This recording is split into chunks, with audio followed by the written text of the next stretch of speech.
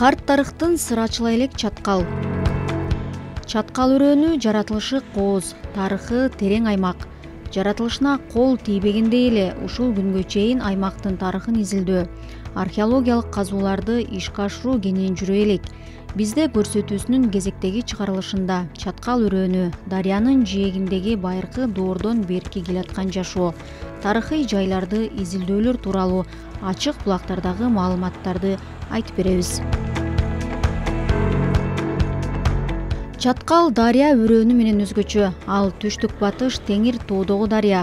Чыйырчыктын сол курамы. Талас Ала тоосу менен Чаткал Кырка тоосунун туташкан жеринен башталып, Чаткал өрөөнү аркылуу түштүк батышты карай агат. Узундугу 217 чакырым, аянты 7110 чарчы километр.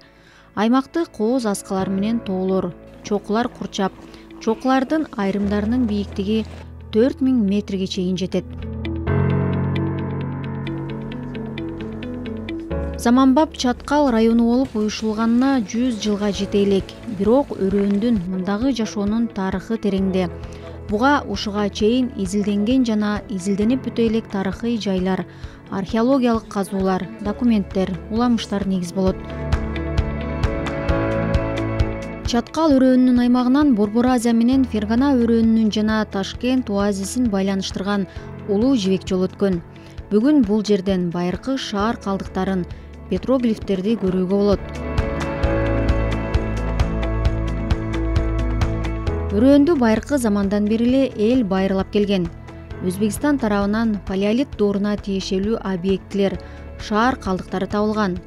Коло, темир доорлоруна тиешелүү антикалык, орто кылымдагы эстеликтер бар. Чаткал баарынан мурда көчмөндөр баш калкалап орун алган жай. Ар кайсы доордогу жашоонун күбөлөрү мындагы көп сандаган эски коргон жана шаардын калдыктары.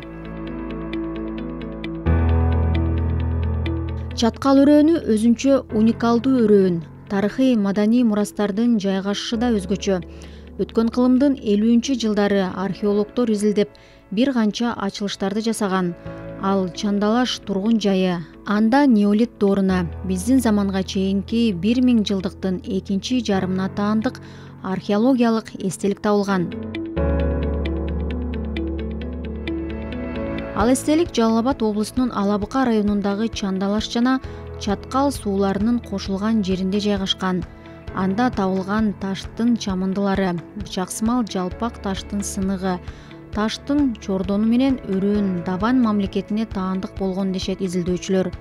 Бирок так айтууга далилдер жетишсиз экенин окумуштуулар айтышат.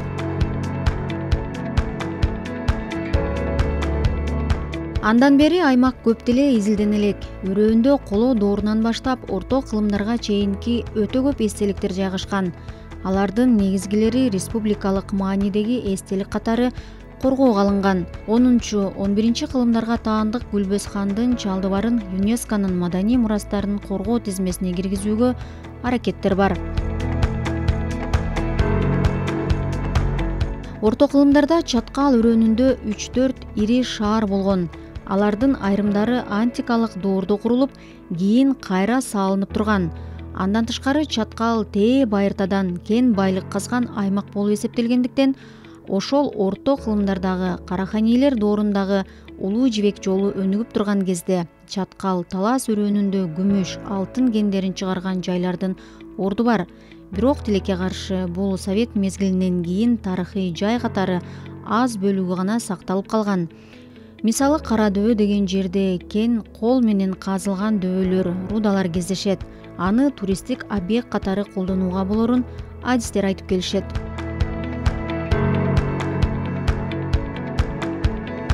Тарыхый мурастардын тизмесиндеги Гүлбөз хан менен Жанчар хандын эстелиги да бар. Булар изилдөөгө, коргоого, чогуу алынууга муктаж.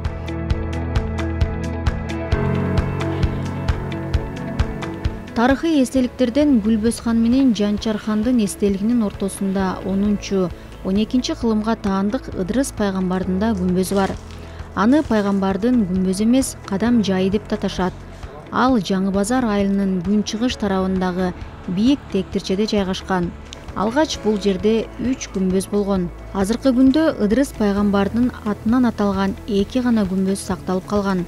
Бузулган күмбөз реставрацияланып, жол жүргөндөр, сыйынуучулар үчүн намаз окулуучу жай салынган.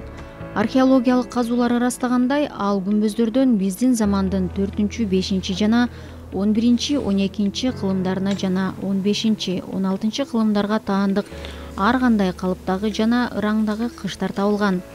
Ал 2 күмбөздөн 30-40 кадамдай төмөнүрөөктө Ыдырыс пайгамбардын чилдеканасы, андан төмөнүрөөк Аурахман булагы жайгашкан. 610-620 жылдардын мезгилинде ушул тарыхый эстелигибиздин тургандыгы жөнүндөгү пайгамбарыбыз Мухаммад Муса саллаллаху алейхи вассалам мезгилинде Салман Фарси деген сахабазы келип ушул жерге келип зыярат кылып, ушул раваттарды көрүп кеткендиги жөнүндөгү маалыматтар жазылган. Таш жазуу биринчи хижранын 69 жылында же болбосо азыркы жыл санактын 700 жылдарында Абу Асфат Абдуали деген биринчи жолу араб тамгаларынын үстүнө астына белгилерди коюп, азыркы араб тамгасын калыбында окуганга ылайыкташырып баштаган. Ошого чейинки тамгалар менен жазылган, араб тамгалары менен жазылган сөз дегенге толук эле мүмкүнчүлүк бар. Себеби Алабукада, Сафит буланда, башка жерлерде араб тамгасы менен жазылган таштардын үстүндө астында белгилери коюлуп, точкалар коюлуп, тамгалар айырмаланып бири-биринен бөлүнүп анык берилген. Бул таш тамганы бири-биринен айырмалай турган эч кандай бир белги жоктугуна байланыштуу. Бул жеке өзүмүн пикиримде ошол 69 жылга чейинки мурдагы жазылган таш эстелиги деп эсептейм да мен. Куранда деле Ыдырыс пайгамбар жерге көмүлбөгөн, бейишке чыгып кеткенге чыккан пайгамбар болгон себептен муну ушул жердеги жергиликтүү элдер пайгамбар ошол баласыз, бала көрбөгөндөр келип ушуну кучактап өздөрүнчө Алладан Ыдырыс пайгамбарды ортого коюп, Ыдырыс, Алланын пайгамбары Ыдырыс, мага бир бала берер бекесиң, бешигиме бир ушундай бала болор бекен деген өзүнүн ниетинде эле бул диний нерселерге кирбейт. Ошентсе да элдин өзүнүн жеке кошуп мындай ой пикиринин негизинде ушундай нерселерди жасап койгон.